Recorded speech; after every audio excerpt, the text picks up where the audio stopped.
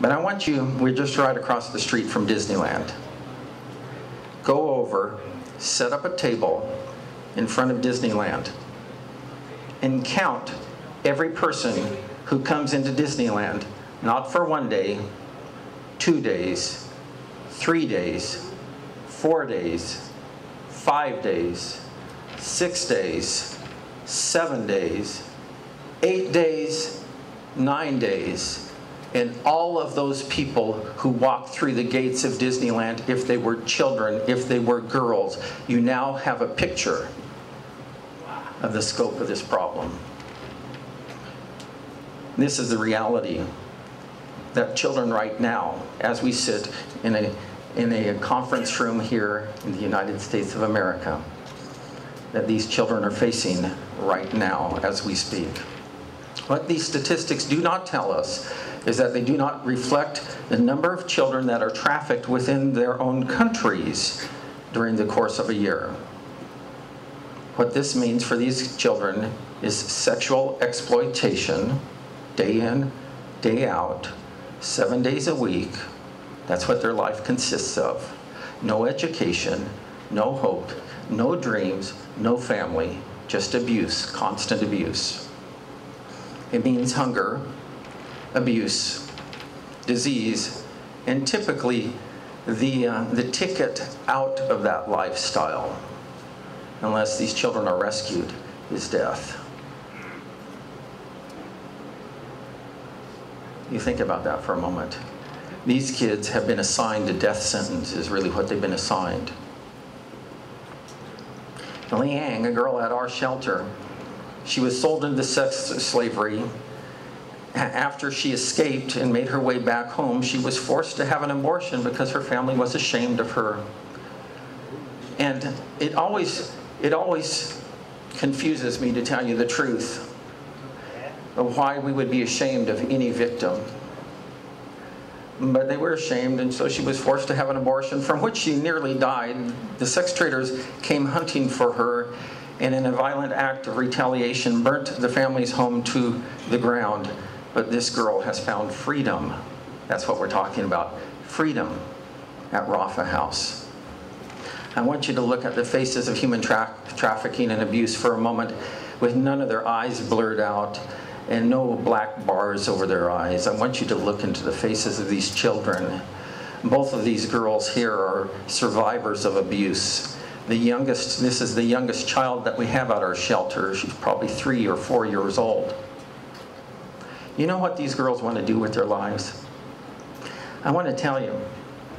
More importantly, if you permit me for a moment, I want to show you, is that the last time I was in Rafa House, that one of the young girls came up and she handed me this bracelet, and she took it and she put it on my arm, and she gave it to me as a gift. What these girls want to do is what every little child wants to do with their life. They just want to play and have fun. They just want to know freedom. If you permit me, I'm going to give this as a gift to you. And I want you to remember that girl who made that for me as a token for me to remember her when I went home. That's all these children want to do. That these sweet faces of these innocent children. Let me just return here for a moment. They want to laugh. It's just like every other child in the world. They want to laugh. They want to have fun. They want to play. This girl here, the first time I met her, she was like a wild cat. And I sat down next to her, and I don't know Khmer. I'm trying to learn a few words so I can speak to the girls. But all she would do to me is she would scratch me and pinch me. And quite frankly, I didn't enjoy being around her because it was pretty difficult. The last time I came to the shelter, I didn't know what had happened with her in the meantime. But when she saw me, she came running up to me, put her arms around me, and gave me a hug. Healing is taking place in the lives of these girls at the shelter. All they want is a place to go and have ice cream and paint their nails and put ribbons in their hair and think about the things that children want and normally think about. That's all they want to do. They just want to be free. They want to have hope. So what is Rafa House doing to help? Well, life at our shelter, currently we have a capacity for 60 girls, and we are building on a new addition to our shelter to house an additional 100 girls. You know, permit me just for a moment to digress, and I would like to just say this. I realize it's a drop in the bucket, okay? I realize that when we're talking about tens of thousands and hundreds of thousands of girls throughout the world right now who are victims of this horrible, despicable evil that is a blight to our society. It's a blight to our humanity today. But for those 60 girls, they don't care about statistics. They don't care about the complexity of the problem. They just care that they can go to bed that night and be safe. That's all they care about. And so I would like to have plenty of money to make difference in the lives of tens of thousands of children all throughout the world. But you know what? I'm going to start with 60. And I'm going to make a difference in the lives of those 60 children. And if God opens up the doors and open up the hearts of other people to get on board with this cause, I'm going to applaud their effort to make a difference and to pave the way, because an investment in the lives of these children is an investment in our future, and it's an investment in freedom. Because they are going to remember who came and redeemed them. They are going to remember who came and cared for them. They are going to remember the people who took the time to seek them out and to give them hope, to give them a dream, to give them a future.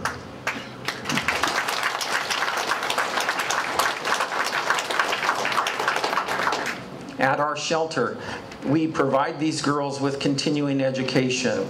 We give them vocational training. We provide them with computer training.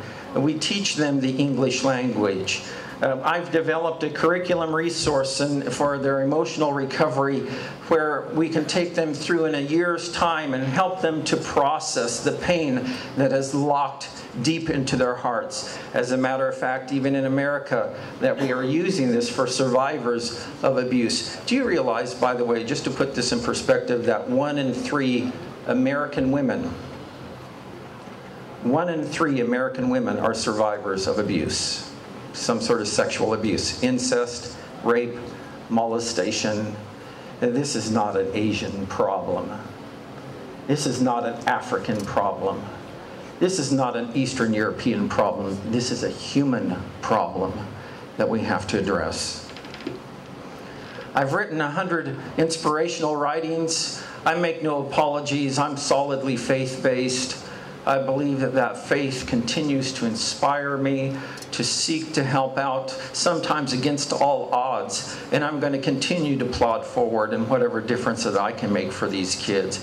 You get these books for free, but you know it'd be really sweet if you'd say, here's a little extra money to help you with your cause. That's just a little donation. We're 501c if you care about tax deductions.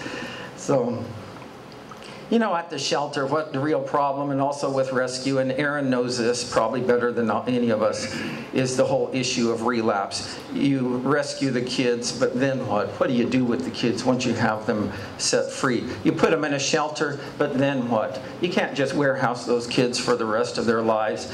You see, the real problem is their dependency on their family of origin, the very family that oftentimes is the family that sold them into slavery in the first place. And that unhealthy environment, if we cannot break that dependency, we're just wasting our time. It's just revolving doors. We're setting them free to be enslaved once again. The solution is aftercare. And with aftercare, it means opportunity. That's why many of you are in America today, is because of opportunity. And I don't want to just think that, well, we get, just bring people to America and that's the solution. I want to be able to bring the concept of freedom to people who are languishing in slavery throughout the world and give them an opportunity to hope once again, and not just to free them from this atrocity, but to give them a hope that their life can be better for the future right where they're living. And so aftercare lessens dependency, relapse is less likely. So the third step, remember I said there's 3 steps. There's rescue, and then there's shelter, and now there's aftercare. That's where I fit into the picture. I'm the director of the Rafa House Freedom Foundation, and we promote independent living for girls who are survivors of human trafficking and abuse. Our mission, and I'm just going to shoot through this, is to provide a safe environment for that, where we can provide opportunity and training for these girls. Here's my motto, is that our foundation is successful when the girls that we serve are successful. It's just that simple. This is not about politics. This is not about grand schemes. This is not about complicating. Something that's relatively simple is that when the girls that we serve are successful, then we're successful. It's just that simple. And so our strategy is simply this. Phase 1, to provide these girls with vocational training. Their childhood has been interrupted. A lot of them don't have the opportunity to go to school or to learn. That was going to carry them on in more technical skills. So we're providing them with vocational training. Then what we do is that we put our money where our mouth is, and we say that we will underwrite your business startup. So we will provide you with a grant to start your own business, and it's a grant, it's not a loan. We'll give them the money to get out and start and pursue their own dream. Here's an example. The Come Here Pretty Girl Beauty Salon, and I love that name. I didn't choose it. The girls at our shelter did. Come Here Pretty Girl. It's a halfway home and a beauty shop where the girls are at, that they live upstairs. It's a supervised environment, on-the-job training, business management training, English language training, continued emotional recovery. We provide business startup grants and employment placement upon their graduation. And so we start off with vocational training, and then we move into reintegration and other opportunities for the kids. What that means is that once they leave the shelter, they still can be involved in life at the shelter. And my goal is to employ some of them. Who better understands the plight of the victim of human trafficking than a girl who has been trafficked herself? And I don't care if they have a degree in social work or not. I'm not interested in that. They've paid their dues. They understand what it's like. They know what healing, how to be healed. And so we'll provide business startup grants, is that we provide full education tuition grants. If a kid wants to go to college, we pay their way all the way through. Is that we will provide employment placement. And also, we are going to compensate qualified girls who want to start foster parenting opportunities. More about this, and I know, and I'm going to wind down in just a moment, okay? I'll catch my breath. But this is important stuff we're talking about here. All of the stuff we're talking about is important stuff. But this is really at the very fundamental roots of freedom. This is really where we see the real payoff, where lives are being changed. Girls who live near our shelter. See, I don't want them to move home. I'll be honest with you. I don't want them to move home. And to give them incentive not to move home, I'm going to pay them to stay near our shelter. And that we'll set them up in independent living for one full year after they leave, and pay for their rent so that they can stay near the shelter and learn to heal a little bit more. We have group home opportunities where we'll pay them to stay. But we're not, you see, I respect human freedom, and any girl who wants to move away, we let move away. But for those girls that move away, we'll give them a partial grant as long as they are living independently. But if they move back home, they get no money. Now, we will pay for their businesses, we'll pay for their education, but we will not give them a housing grant for moving back home. I want to build strategic alliances with American and Western businesses. Maybe a project like fashion accessories that we import from Cambodia to America, handcrafted fashion accessories, and we sell them in boutiques and on the web and at home parties. It's an affordable labor pool that we have there, that they can make quality products for Western consumers. I want to pay all of our girls above standard wages in their communities.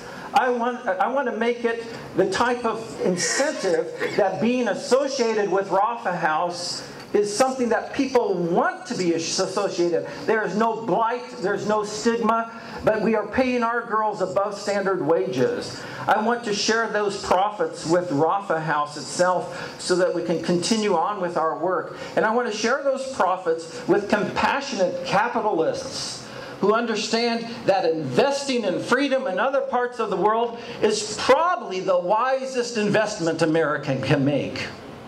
And so, we're looking for investment partners. It's a win-win proposition. The girls are compensated fairly. The business partners realize profits, and our outreach grows. I'll tell you what I want to do. Let me just back up. I want Rafa House to become to human trafficking what McDonald's is to hamburgers.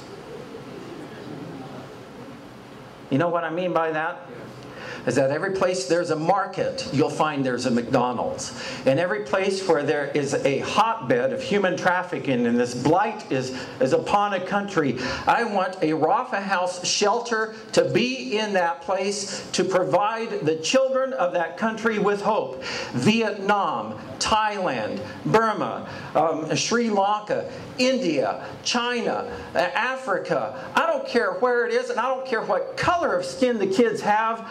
I want to just help out wherever a child is in need. But in order to make that vision a reality, I can't do this myself. I can't do this with USIM. I can't do this with Aaron Cohen. We need to work together and stand up and decide that now is the time to put an end to this blight upon humanity.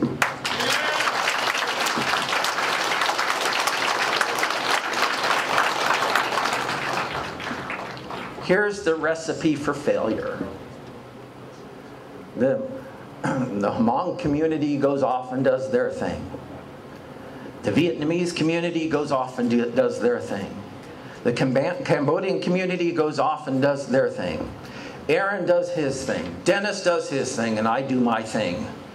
And I guarantee you, it will be fragmented, and that will be unproductive. There is power in unity. Unity when it comes to rescuing these kids. Unity when it comes to sheltering these kids. Unity when it comes to the aftercare challenge that we're faced with. Remember, every child is a person, not a statistic. I've never met a statistic when I've gone to Cambodia. I've never met a statistic when I've gone to Africa. But I've met children who are suffering. Every child wants hope and freedom. These children need us. They need us to care. They need us to collaborate. And they need us to act. Save a life from abuse and human trafficking. That's what I'm talking about here today. Now I want to close with just, if you'll permit me, a short story. And like, what are you going to do? Come up and wrestle me down to the ground and say, no, your time is over? I'm coming up. Yeah. Yes. I know, and I know that some of you guys could put the hurt on me too, you know. So, but I get business reports from our shelter on a regular basis. How exciting is that? But I'll tell you, at the end of the last report I got, there was something that ignited the passion in my heart again. And I'm reading you a direct quote from the report. It says, talking about the girls at our shelter and in our halfway home, or at our beauty shop project. They have their own dreams for the future. Think about that for a moment. These children came from slavery. And in slavery or oppression, all you do is add to your misery when you dream. These children had no hope. These children had no freedom. I don't know about you, but let's put aside titles for a moment. Let's put aside our perspectives and our agendas for a moment. Let's put aside skin color for a moment and ethnicity. And let's just talk human to human for a moment. There is no greater calling in life than to become a dream maker. No greater calling than to become a dream maker. And by giving these children hope, by giving these children freedom, by investing in projects that will make a difference, you become a dream maker. My challenge to you today, for whatever reason you came to this conference today, walk out of this place today and decide, because I am a human being, I am going to be a dream maker. And together we can eradicate this evil of human trafficking. Dream makers of the world, unite. God bless you.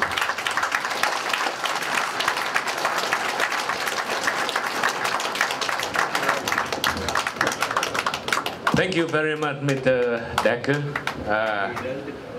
I think that if whoever it is, like Mr. Decker says, have a chance to look directly into the eye of those girls, then we understand what he said. Richard, Aaron, already have many opportunities, and I remember Aaron and Richard told me it was a hard feeling. I remember one night I and Richard have dinner in Thailand, in Bangkok, and a girl, two girls, by some contact, they escaped from the trafficking and escaped down trash. And they called one of our members and say, help, please help. It's raining really hard. And we called General Pichai. And General Pichai that you cannot go down that area because raining season and flood. You cannot go there. Richard, you witnessed what I'm saying. Yes.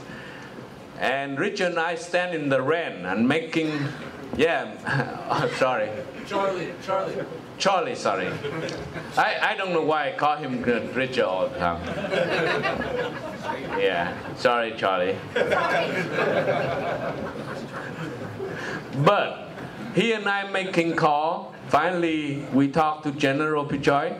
He said that, no, you two cannot go down there. Raining season, it's flooding, you can't go.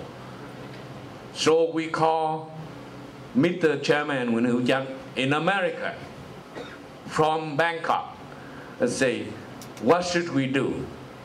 Mr. Chairman Nguyễn Hữu Chánh told me and Charlie's, go now. That's exactly what he said. General Pichai said, no, it's flooding, you can't go. Mr. Nguyen said, go now. And it will take about 5 hours, not flooding and not raining. General Pichai said, if Mr. Nguyen Hữu Chánh say go, then I will try to arrange a helicopter to help you to go down there. That's what General Pichai said. And finally, at the moment that General Pichai told us like that, it's about 11:30 p.m. It's raining really hard. He and I stand in the pocket and outside under the roof, right? And at 11:30, so I call back down in trash and said, can you stay safe, someplace safe? We coming down, right? We coming down, stay safe. And you know what? I know that Charlie will feel guilty for the rest of his life, and I will feel guilty for the rest of his life, that in the morning we call, and because they're so scared, like, right, Charlie, they disappear from the hiding place. We lost contact with them. See, just a moment that we chicken out and making decision by red tape, we lost the chance to save 2 lives. So if you understand that, you understand what Mr. Baker said. But anyway, I say the very simple thing to do right now, you get the book from Mr. Decker, and the book, it came from the Harvard, from the money and Harvard, and instead of the money going to the book, they can help the kids. So your job is to help, to replace that help for the kids. Do some donation, would you, for the book back there? It's not required, but I think you should, because you are a member of USIM anyway. So, all right, let's continue on the program here. The next speak will be presented by Dr. Tua Moore and Charlie Moore about the condition in the Hmong and Lao community. So please, Dr. Tua Moore, the podium is you.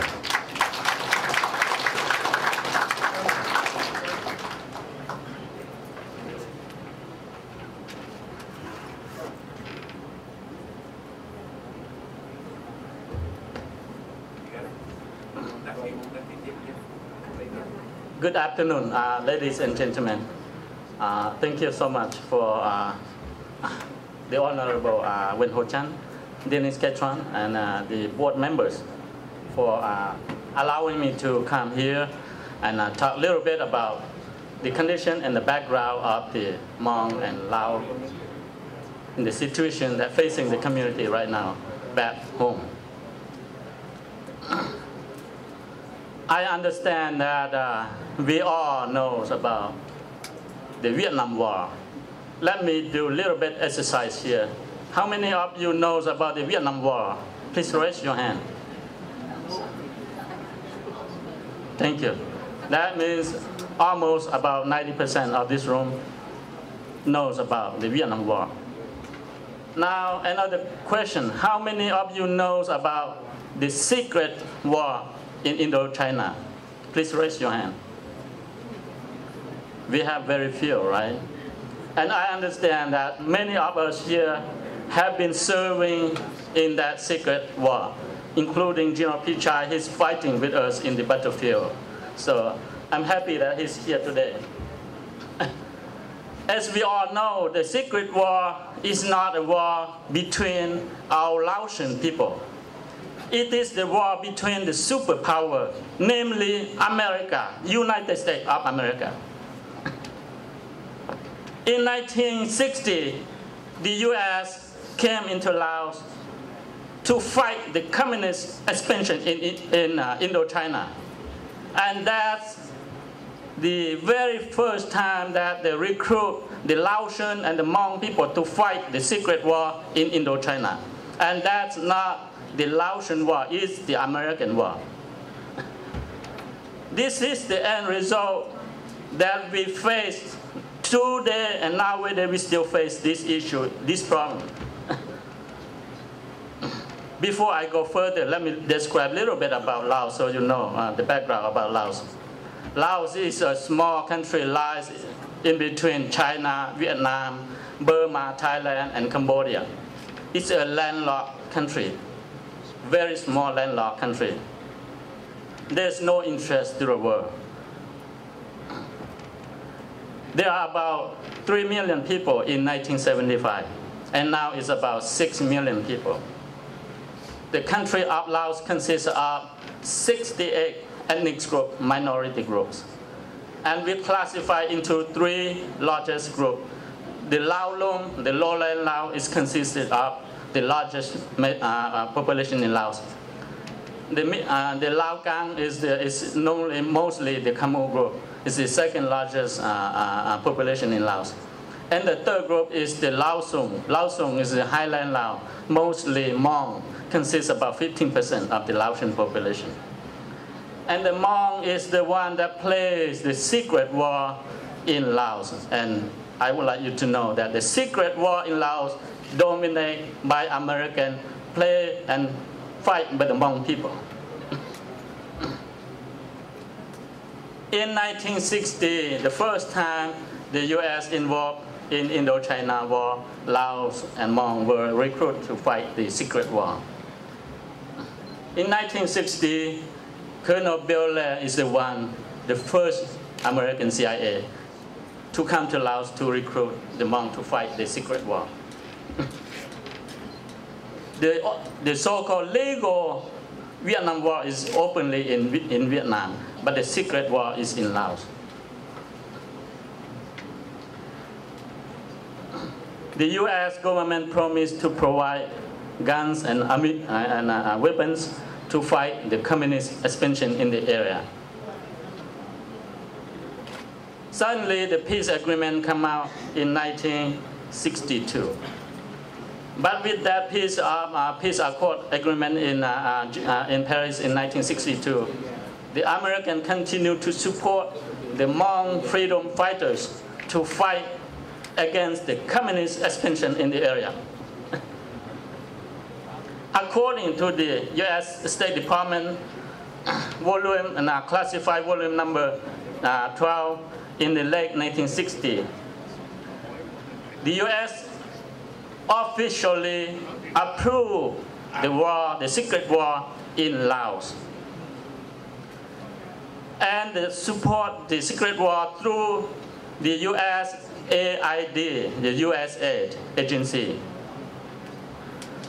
They promised to provide support to about 19,000 Hmong military force and about 23,000 village defense force to fight over the 500,000 communist regime, Vietnamese communist regimes.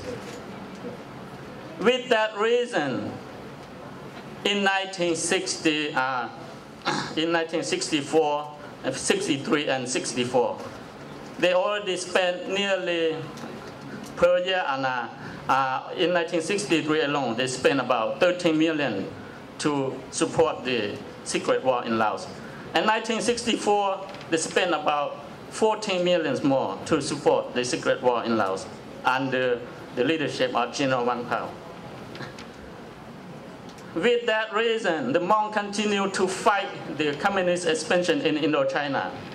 Up in 1967, the U.S. knows that the Hmong can no longer stand and fight the 500,000 communist regime, because Hmong has only like 30,000 troops, but they cannot no longer fight. With that reason, they prepare to pull out from Laos. The agreement came out late in 1972-73, and that's the Vientiane Peace Agreement. To make it short, the American withdraw from Laos in April 1975. The end result of the secret war is finished, over in 1975. That's the end of the secret war. But after 1975, who suffered the most? It's our Laotian people, it's our Hmong people who fight with the American side by side that suffer the most. And today, I would like to present to you the refugee from its neighbor country to keep an eye open and help to solve this problem together.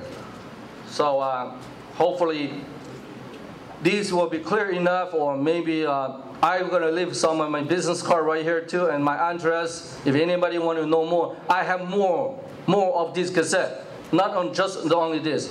I have more, pilot, more of the videotapes that I have at home, because my brother sent to me. Anything goes wrong, if they can videotape, they send to me. So Thank you so much. Thank you so much for giving me the opportunity to share this tragedy to our neighboring countries. Thank you.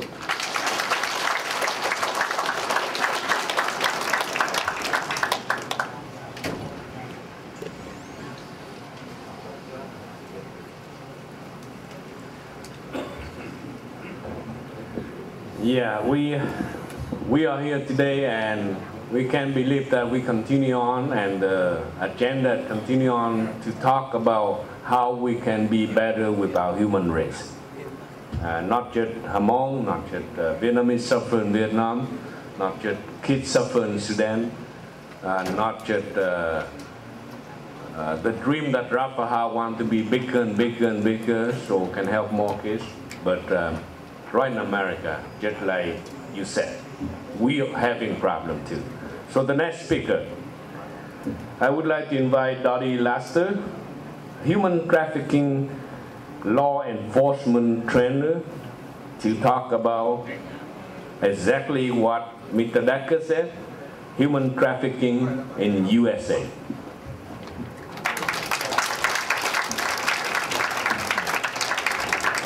Thank you. Yeah. Thank you so much. We're going to show a short video that's part of a campaign of videos or public service announcements about human rights. This organization took the Declaration of Human Rights and divided it into 30 PSAs. When you're ready. This one is no slavery, number 4.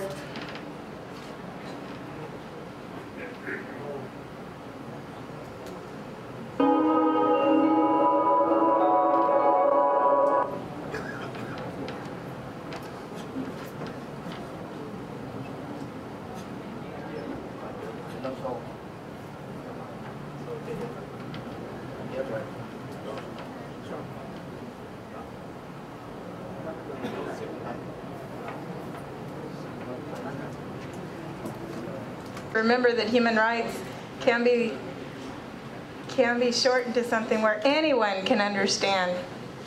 So, anyhow, I'll go ahead if that's not going to work. It's okay. I'm the administrator of the Orange County Human Trafficking Task Force, and I'd really like to welcome all of you here to Orange County. It's quite a special place. I've been here since October of 2006, where I moved from Texas.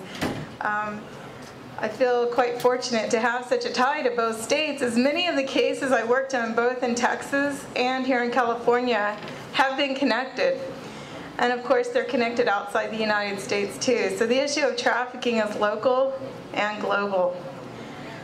I'm honored that U.S. Is it playing? Okay, it's about 30 seconds. There you go. Okay, kids, here we are at the slavery exhibit. Now, as you can see, the slaves were kidnapped from their homes, chained together for weeks. They would cram them onto these ships in very appalling conditions. Thousands of women and children are being smuggled across the Sexual trafficking of children. As you can see right here, they were treated like animals. They worked all day long for no pay. Shots raided by police, children forced into slave labor. Some of the slave masters were very cruel. They whipped them and they beat them, as you can see in some of these pictures. So, before moving on, are there any questions? Does this still happen today?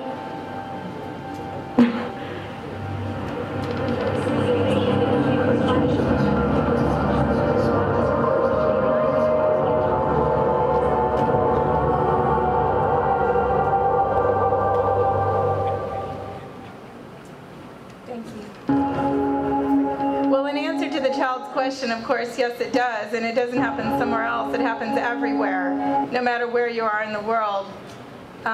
Your organizations, your communities, wherever you live is touched by slavery. So I'd like to talk a bit about slavery in the United States. I know many of you are from USIM chapters here in the U.S., and I'd like to give some suggestions of what you can do and how you can identify victims of trafficking who are here in our community. We have an opposite problem here in the United States, where we know that the numbers here are larger than the numbers that have been identified. So my goal today is to give you some tools to take back to your communities so that your communities can become aware of two things. One, that this happens, and two, how they can identify victims. And I'm sorry, three, who to call. What do you do about it? So, oh, thank you. Great, I have so much help here, thank you. There's two threshold requirements in the United States for a victim to be considered a victim of trafficking or modern slavery.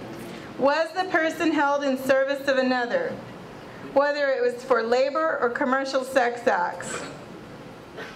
Were they recruited or transported to be held so? And the key thing about that statement is they could have been intended for slavery and not made it yet, but still be a victim. So that's really key. The United States passed laws that were very difficult to meet the standard, but also very understanding of the tactics traffickers were using. So it's very victim-centered, and this intent is key, because sometimes victims it would be wonderful to have them ID'd before they actually make it to the slavery situation. The other thing is, was the victim's service obtained or maintained through force, fraud, or coercion? The thing about coercion is it can be psychological, which is harder to see, and this is where the community is so key. Victims are not going to always show outward signs of being locked or held or shackled. But if someone has threatened to put your sister into a brothel, that lock or shackle is stronger than any chain or rope or locked room. That goes with that woman everywhere she goes, everywhere she sleeps, eats. If she sees police, she's gonna have that lock, that coercion in her head of what could happen to her family. So this is key, because it's hard to see, and the victims can't often tell you what's happened. And I believe that's one of the major reasons why we have way less victims identified than we know exist here in the United States. Okay. We've talked about the numbers, so I'll try to get us back on time. I won't bore you with that. We do know it's a very lucrative business worldwide. It's second only to the trade in illegal drugs. We believe it's catching it rapidly, and it may already be there. It's just that we don't have the statistics to back it up yet. But if you think you may see a victim of trafficking, the chances are more than not that you are. It's very, very common, although it's hard to identify. This is an example of the trade throughout the world. This is prepared by a member of the State Department. This really shows that no community is left untouched, whether it's by source, by destination, or by transit country. And sometimes communities or countries are all three of those. Even the United States is a source country. If you think about our runaway minors, our children that are under the age of 18 who are forced into the commercial sex industry, by definition, those are victims of trafficking. Why are they invisible? They fear authorities. They don't trust anybody. Anyone they did trust certainly has probably hurt them in many, many ways. It's very difficult to get trust started. They're definitely, especially domestic servants, may be isolated. They may be the only person they see throughout the day is the family that's enslaving them. We had a case like that here in Irvine, where a young Egyptian girl was enslaved for over 2 years. She was rented from her family for $30 a month by a very wealthy Irvine couple. The way that she was identified as someone realized she wasn't in school and called authorities. It was an absolute amazing individual who made the call, and very rare, and everyone involved did their job to the fullest, which is why that young lady is free today.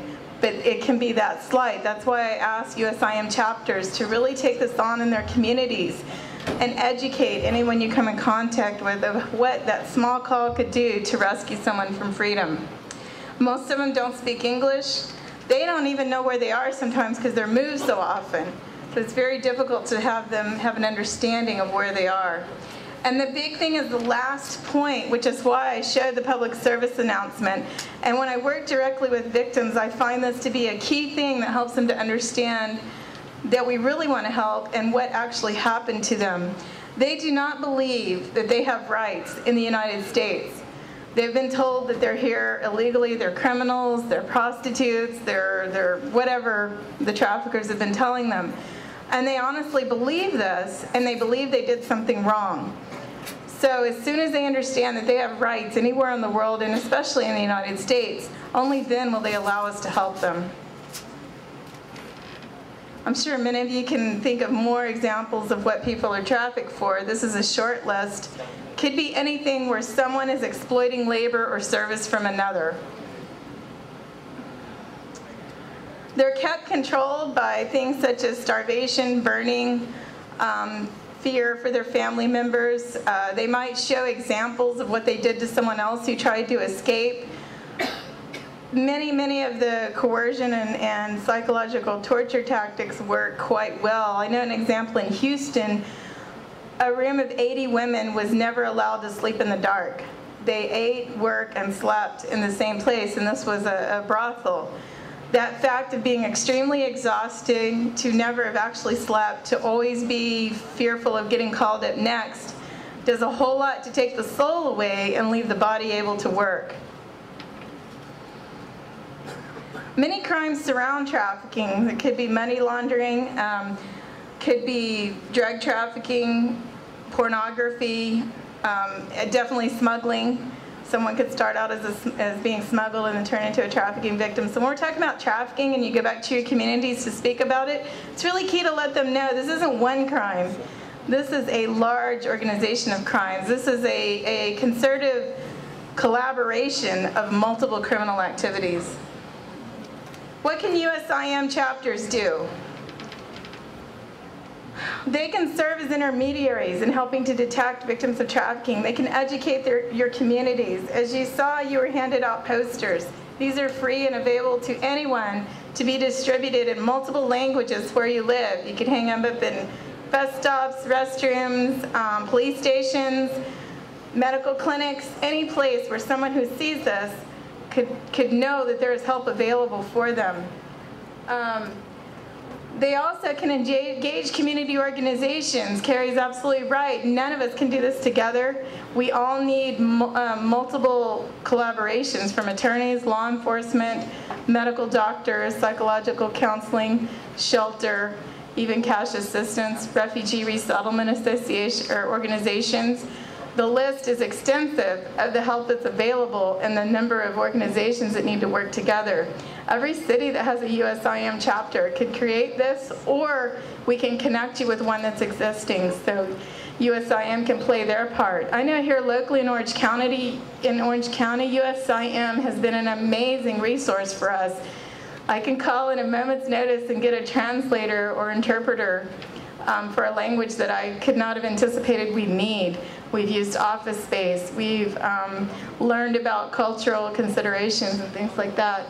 So USIM here in Orange County has been extremely valuable, and I know your chapters throughout the United States can be in the forefront there as well.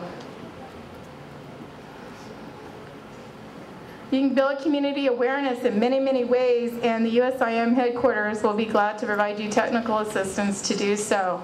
There are some booklets being passed around. Those are key. I would urge all of you to read those. They're a short read, but it would give you a common knowledge of human trafficking and what's being done in the United States. How can you help?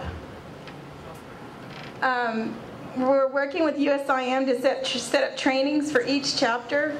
And those can be 2 levels of trainings. One, training how to engage your community, what resources are available, how to use these posters and other materials that would be available to you for free. And then a second level of training of how to train your first responders. You can hold fundraisers, write opinion articles, translate materials for your local groups in your cities. And key, absolutely very key, is become educated on the indicators and report those. Report this to the number on this poster or to your local law enforcement and say, we think it's human trafficking. Thank you so much. I appreciate the opportunity to speak with you. I want to hurry and get off the stage so that the man that you really came to hear can speak. And I look forward to working with you both now and in the future.